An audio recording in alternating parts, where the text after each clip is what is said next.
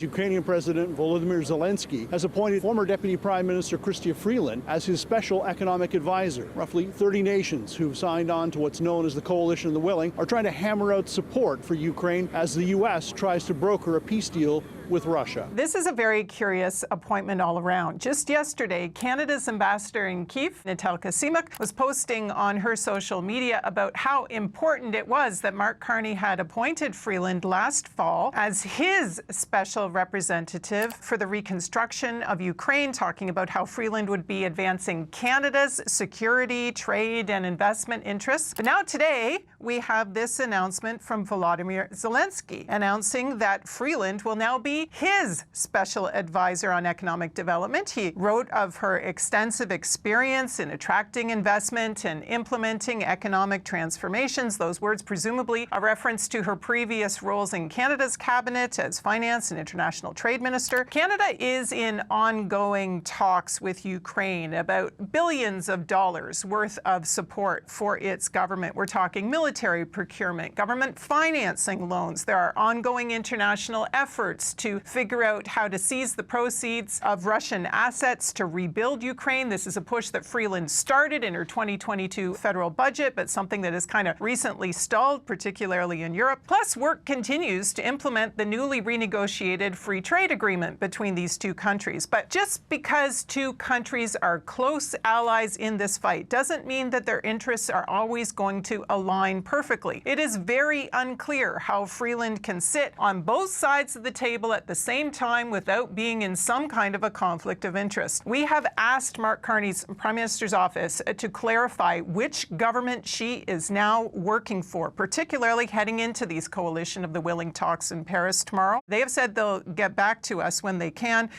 so we await that word.